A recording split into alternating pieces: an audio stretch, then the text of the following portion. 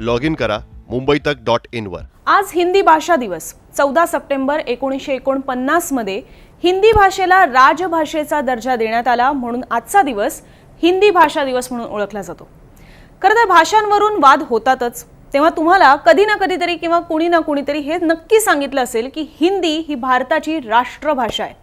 त्यावर तर्कही सांगितला जातो की भारतात जवळपास 40% जास्त जनता अशी आहे जी हिंदी बोलते, पण केवळ 40% जनता हिंदी बोलते म्हणून ती राष्ट्रभाषा होते का? भारतात हिंदी जास्त बोलली जात असतानाही तिला राष्ट्रभाषेचा दर्जा का मिळाला नाही? हिंदीला राष्ट्रभाषा बनवण्यावरून घटना समितीत नेमके काय काय वाद झालेले, आणि सगळ्यात महत्त्वाचं म्हणजे दक्षिण भारतीयांना हिंदीचं एवढं वावडं का आहे? याच सगळ्या प्रश्नांची उत्तर आज आपण हिंदी भाषेच्या दिवसानिमित्त समजून घेऊयात। नमस्कार, मी अनुजा, तुम्ही पाहत आहात मुंबई तक। स्वातंत्र्याआधी सर्व सरकारी कारभार हा इंग्रजीतून होत होता। साहजिकच आहे, ब्रिटिश राज्य करत होते त्यामुळे कारभारही इंग्लिश भाषेतून होत होता। पण इंग्रजांच्या 150 वर्षांच्या राजवटीत इंग्रजी भाषेने भारतावर इतकी पकड बसवली की पुढेही सरकारी कारभार इंग्रजीतूनच सुरू राहिला। पण जेव्हा भारत स्वतंत्र झाला आणि संविधान सभा भरली तेव्हा हा मुद्दा चर्चेत आला की भारताची राष्ट्रभाषा कोणती असावी। हिंदी पट्ट्यातील राज्यांचं म्हणणं होतं की हिंदी सगळ्यात जास्त बोलली जाते, त्यामुळे हिंदीच राष्ट्रभाषा असावी। पण भारतात हिंदी जरी जास्त बोलली जात असली तरी प्रत्येक राज्याची एक वेगळी भाषा आहे आणि त्या राज्यात ती जास्त बोलली जाते। त्यामुळे हिंदीला राष्ट्रभाषा ठरवण्याला सगळ्यात कडाडून कुठून जो विरोध झाला असेल तर तो दक्षिणेतून झाला, आणि खास करून तामिळनाडूतून। हिंदी भाषा राष्ट्रभाषा झाली तर तो एक प्रकारे उत्तरेतील राज्यांचं दक्षिणेतील राज्यांवर वर्चस्व गाजवण्याचा आणि द्राविडियन संस्कृतीवर आक्रमण करण्याचा प्रयत्न आहे, अशी धारणा जणू दक्षिणेतील राज्यांची बनत चाललेली। संविधान समितीच्या बैठकीत हिंदी भाषेवरूनच आणखीन एक गदारोळ झाला, तो म्हणजे झाशीमधून निवडून आलेले सदस्य आर.व्ही. धुळेकर यांनी हिंदीमधून बोलायला तेव्हा सुरुवात केली। मात्र अध्यक्षांनी त्यांना थांबवलं, कारण समितीच्या अनेक सदस्यांना हिंदी भाषा समजतच नव्हती। त्यावर संतप्त झालेल्या धुळेकर यांनी हिंदी न येणाऱ्यांना भारतात राहण्याचा अधिकारच नाही असं म्हटलं। यावरून समितीत खूप मोठा वाद झाला। अशाच प्रकारे हिंदी भाषा राष्ट्रभाषा ठेवावी की नाही यावरून अनेकदा वादविवाद झाले। सरतेशेवटी हिंदीला राष्ट्रभाषा नाही तर राजभाषेचा दर्जा देण्यात यावा। सोबतच हेही ठरलं की पुढील 15 वर्ष राजकीय कामं करण्यासाठी इंग्रजी भाषेचाच वापर होईल। कालांतराने इंग्रजी भाषा बाद करून हिंदी ही एकमेव अधिकृत भाषा असेल असं ठरवण्यात आलं, आणि यालाच मुंशी अय्यंगार फॉर्म्युला म्हणतात।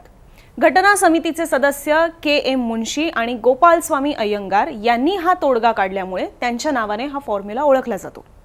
या फॉर्म्युलानुसार जसं मी मगाशी म्हटलं की 15 वर्ष इंग्रजी भाषेचा वापर ठरलेला, मग 15 वर्ष झाल्यानंतर म्हणजे साधारण 1963 मध्ये इंग्रजी भाषा हटवण्याची मागणी पुन्हा जोर धरू लागली। पण त्यावरून सुद्धा अनेक ठिकाणी आंदोलनं झाली, खास करून दक्षिण भारतात। अखेर केंद्र सरकारने ऑफिशियल लँग्वेज ॲक्ट 1963 मंजूर करून घेतला, ज्यानुसार इंग्रजीला राजकीय भाषेच्या स्वरूपात कायम ठेवण्याचा निर्णय झाला।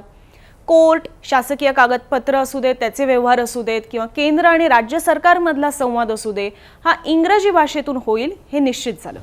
आता भाषांसंदर्भात घटनेत नेमकं काय म्हटलंय ते बघा।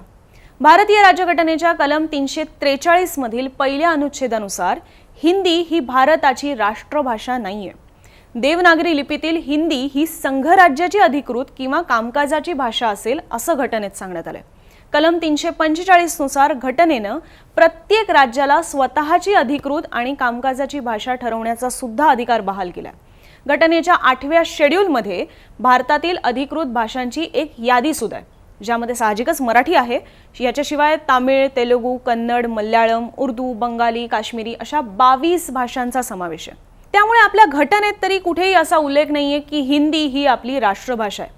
2009 मध्ये महाराष्ट्रातील असे व्यक्ती सलील कुलकर्णी यांनी सुद्धा या संदर्भात एक RTI फाईल केलेली होती, आणि त्याच्यात सुद्धा हा उल्लेख करण्यात आलेला होता। त्या RTI मध्ये जे उत्तर देण्यात आलं त्याच्यात सुद्धा असंच सांगण्यात आलेलं होतं की संविधानात हिंदी ही आपली राष्ट्रभाषा आहे, असा कुठलीही तरतूद किंवा असा कुठेही उल्लेख नाहीये। आता येतो मुद्दा, तो म्हणजे की दक्षिण भारतीयांचा हिंदीला एवढा विरोध का आहे, ते का सतत विरोध करत असतात?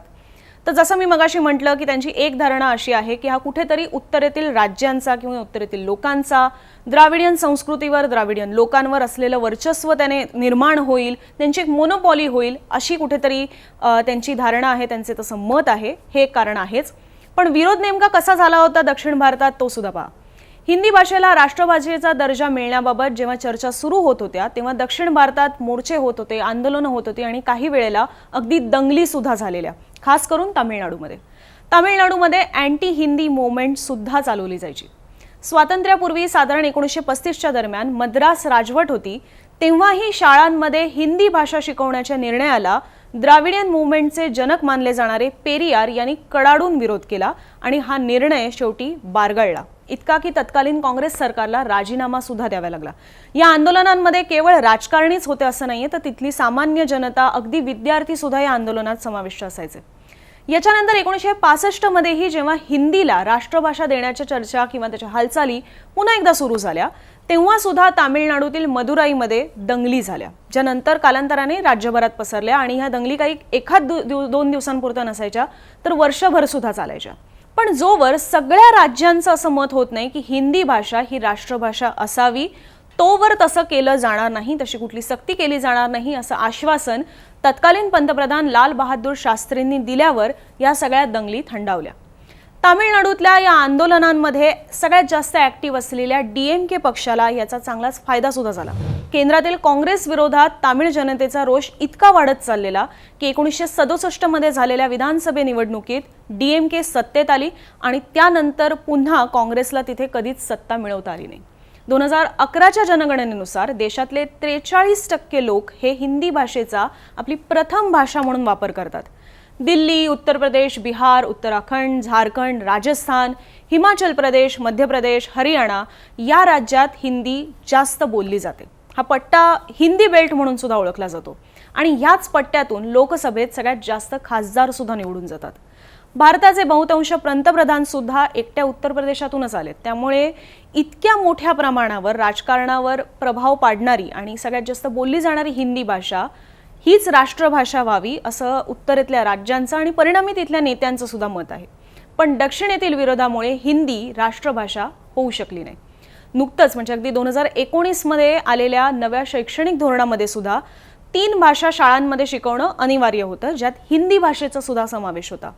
याला सुद्धा नेहमीप्रमाणे तामिळनाडूमधून मोठा विरोध झाला, इतका की परराष्ट्र मंत्री जयशंकर यांनाही ट्विट करून ग्वाही द्यावी लागली की कुठल्याही भाषेची ही सक्ती केली जाणार नाही, कुठलीही भाषा ही थोपवली जाणार नाही.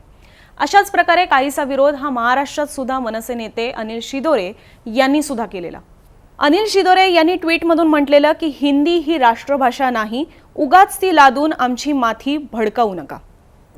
हा व्हिडिओ तुम्हाला कसा वाटला हे आमच्यापर्यंत जरूर कळवा आणि तुमचे आणखी काही प्रश्न असतील तर ते कॉमेंट बॉक्समध्ये जरूर विचारा. ही सगळी माहिती सविस्तर तुम्हाला कुठे वाचायची असेल तर mumbaitak.in या आमच्या वेबसाईटला नक्की भेट द्या. अशाच ताज्या बातम्या पाहण्यासाठी आणि विविध बातम्यांचं विश्लेषण जाणून घेण्यासाठी मुंबई तकच्या यूट्यूब चॅनलला सबस्क्राईब करा आणि ट्विटर, फेसबुक, इंस्टाग्रामवर सुद्धा तुम्ही आम्हाला लाईक, फॉलो आणि शेअर करू शकता. लॉग इन करा mumbaitak.in वर.